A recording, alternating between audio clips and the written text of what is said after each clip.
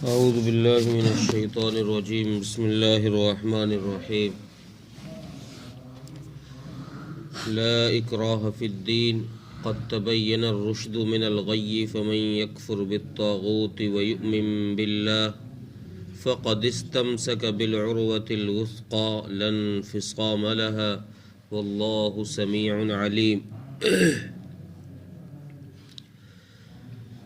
پچھلی آیت میں اللہ کی وحدانیت، اس کی ذات و صفات کو عجیب انداز سے بیان کیا گیا تھا۔ اب اس آیت میں اس اللہ پر ایمان لانے کا تذکرہ اس طرح کیا ہے کہ اتنی بڑی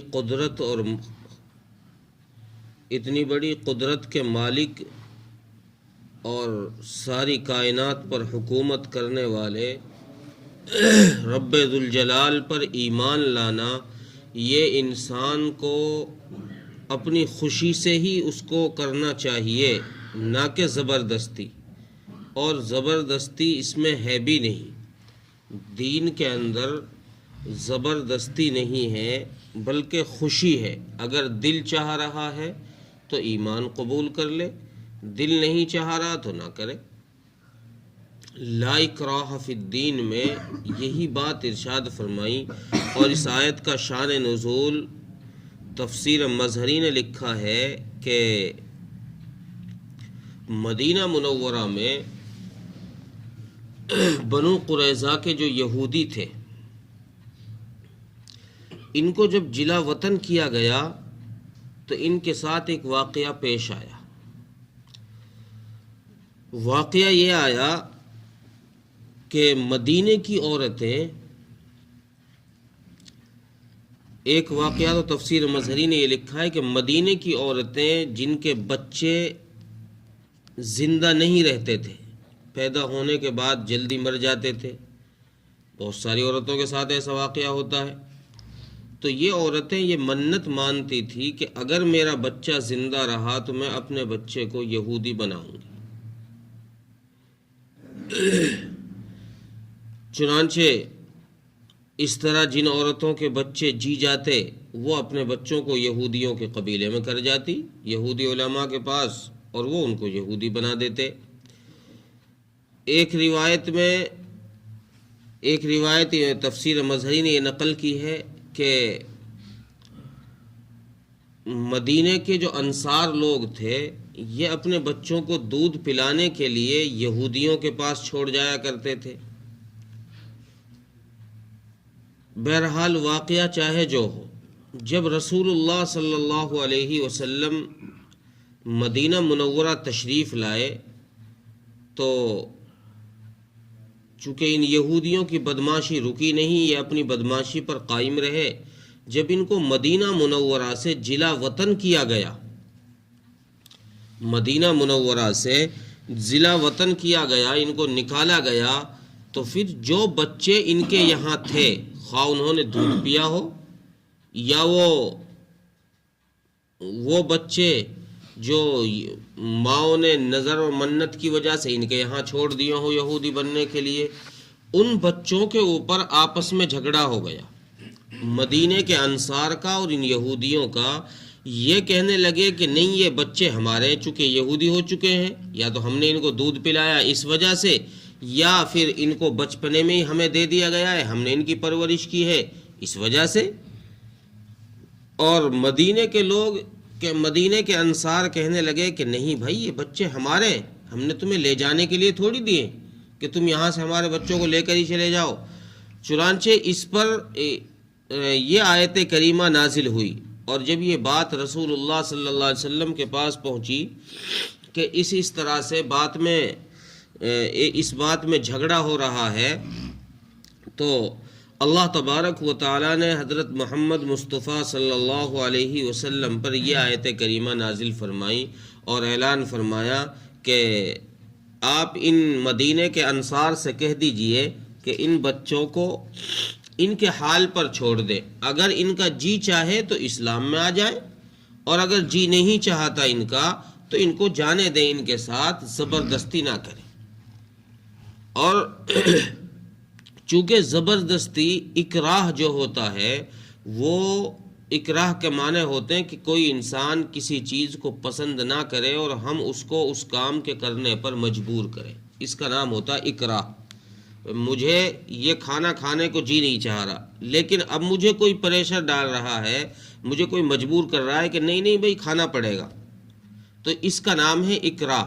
یا اسی طریقے سے کسی کام کے کرنے کو میرا جی نہیں چاہتا اور کوئی میرے اوپر پریشر ڈال رہا ہے، دباؤ بنا رہا ہے کہ نہیں یہ کام تمہیں کرنا پڑے گا، اس طرح کرنا پڑے گا، اس کا نام ہے اکراہ۔ اور اکراہ کا تعلق ہوتا ہے بدن کے اعضائے ظواہرہ سے۔ ظاہری اعضاء جو ہیں، اعضائے ظاہرہ سے ان کا تعلق ہے۔ ظاہری اعضاء سے اکراہ کا پتہ چلتا ہے کہ ہاں یہ بندہ یہ کام خوشی سے کر رہا ہے یا دکھ کے ساتھ کر رہا ہے، جی کہیں اور طرف ہے، دکھ کے ساتھ کر رہا ہے۔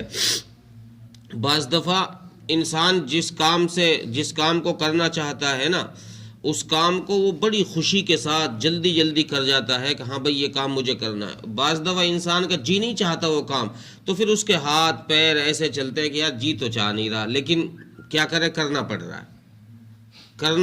تو اس کا نام ہے اکراہ۔ اس کا تعلق بدن کے ان اعضاء سے ہے جو اعضاء ظاہر ہیں، جیسے ہاتھ پیر آنکھ منہ ناک، ان سے آدمی کچھ بولے گا کچھ کرے گا جب ہی تو پتہ چلے گا کہ بھئی یہ کر رہا ہے۔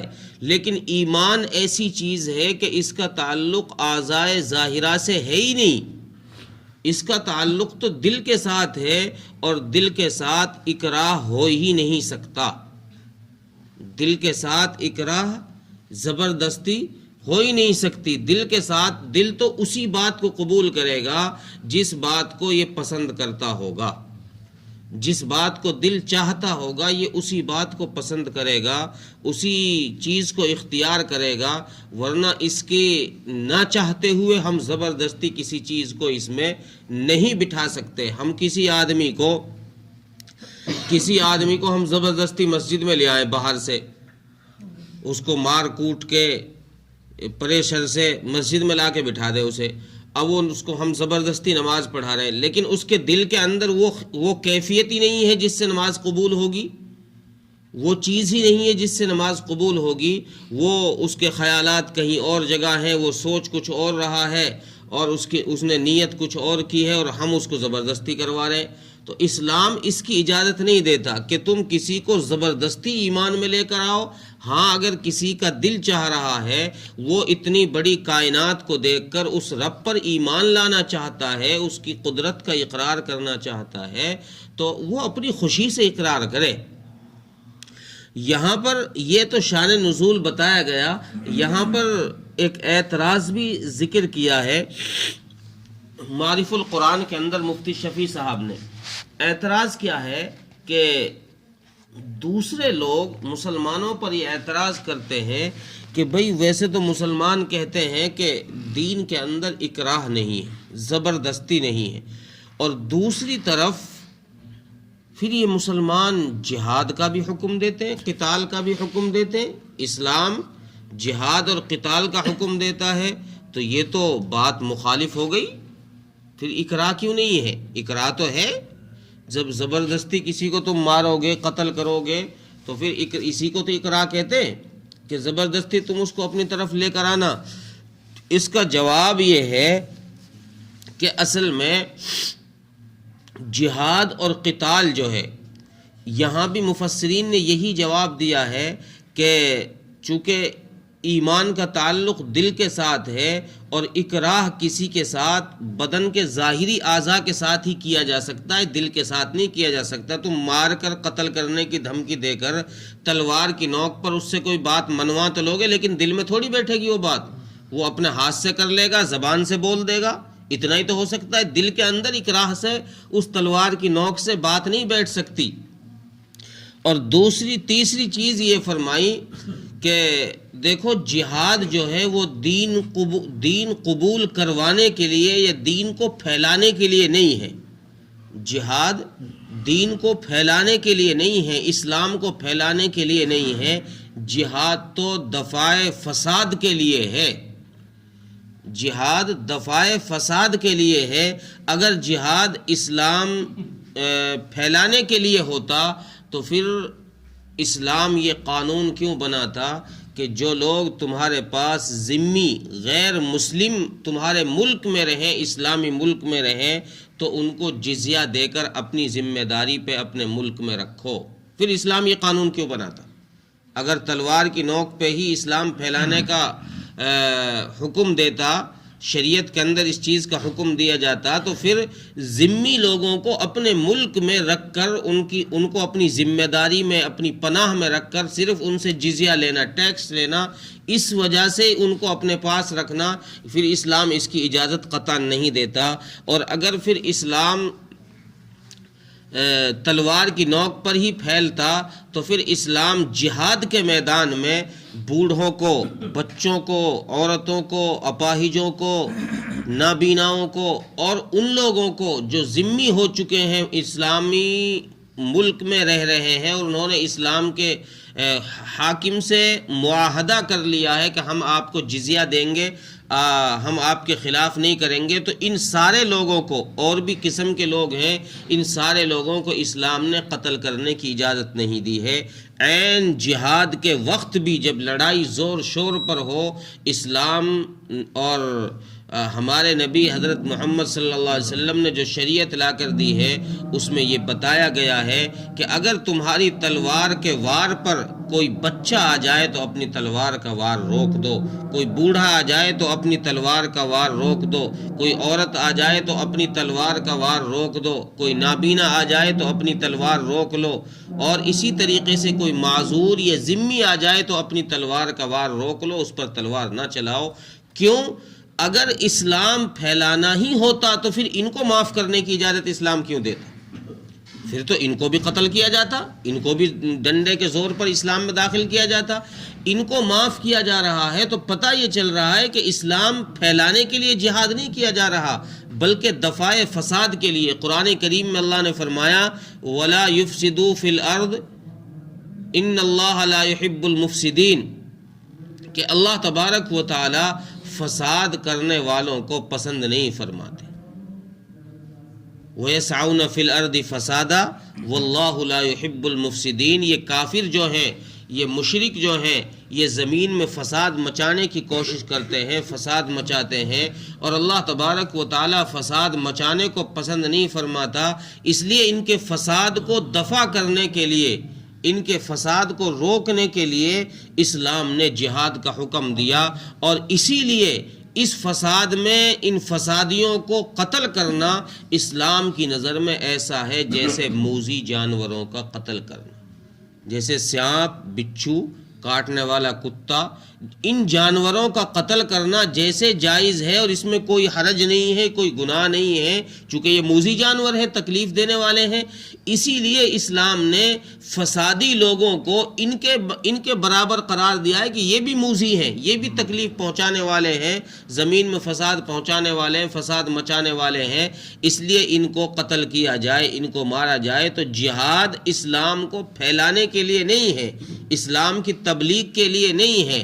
جہاد تو صرف اور صرف دفاع فساد کے لیے کہ زمین میں عدل و انصاف قائم رہے، زمین کے اندر سے بد امنی اور دنگا فساد ختم ہو جائے، بے انصافی ختم ہو جائے.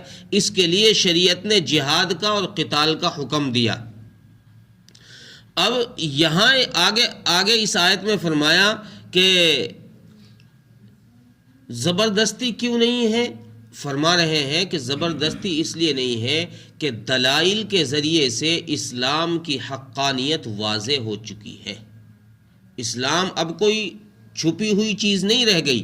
شروع میں تو اسلام چھپی ہوئی چیز تھی، دبی ہوئی چیز تھی. کچھ مسلمان تھے بیچارے اندر ہی اندر تبلیغ کرتے تھے، کسی کو اپنے مسلمان ہونا ظاہر نہیں کرتے تھے، چند لوگ تھے. لیکن جب رسول اللہ صلی اللہ علیہ وسلم نے اپنے معجزات دکھائے اور اسلام کے حق ہونے پر دلائل پیش کیے ہیں، تو پھر اب ان دلائلوں کے ذریعے سے اسلام اجاگر ہو گیا ہے. قد تبین الرشد من الغی، ہدایت گمراہی سے الگ ہو گئی ہے، چھٹ چکی ہے. اب اگر کوئی اپنی مرضی سے ہی اسلام سے پھر جائے، گمراہی کی طرف جائے تو اس کی مرضی، وہ گمراہ ہو جائے۔ لیکن اگر کوئی آدمی اب شیطان کی بات نہ مانے، گمراہ لوگوں کی بات نہ مانے اور اللہ پر ایمان لے کر آئے، تو گویا اس نے ایک مضبوط حلقے کو، مضبوط کنڈے کو پکڑ لیا ہے کہ وہ اس سے اب گر نہیں سکتا۔ چونکہ اسلام کے آنے میں، اسلام میں داخل ہونے میں اب وہ انسان ہر قسم کی چیز سے، گندگی اور آفت اور مصیبتوں سے محفوظ ہو گیا ہے، جہنم کے عذاب سے محفوظ ہو گیا ہے۔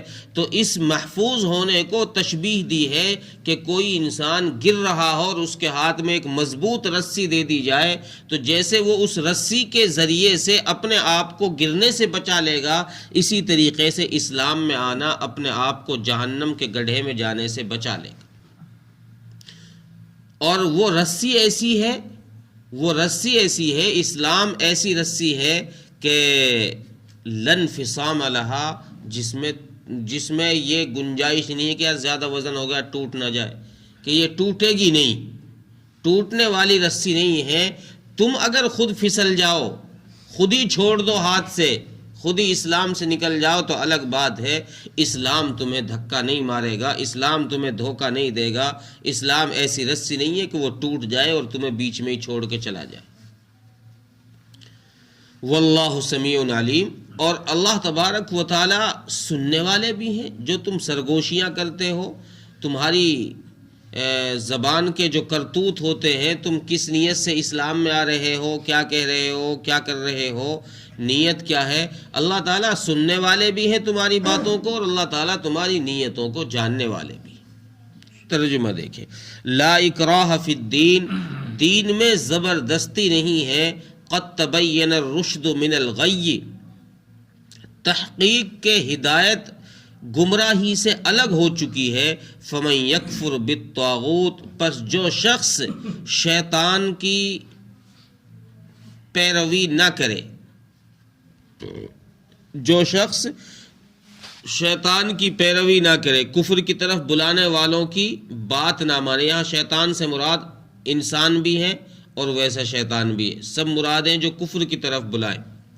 جو شخص کفر کی طرف بلانے والوں کی بات نہ مانے، وَيُؤْمِن بِاللَّهِ، اور اللہ پر ایمان لے آئے، فَقَدِ اسْتَمْسَكَ بِالْعُرْوَةِ الْوُثْقَىٰ، تو گویا کہ اس نے ایک مضبوط حلقے کو پکڑ لیا ہے، لن فصام لہا، ایسا مضبوط کہ وہ ٹوٹنے والا نہیں ہے۔ واللہ سمیع علیم، اور اللہ تبارک و تعالی سننے والے بھی ہیں اور جاننے والے بھی ہیں۔ اللہ تعالیٰ عمل کی توفیق عطا فرمائے۔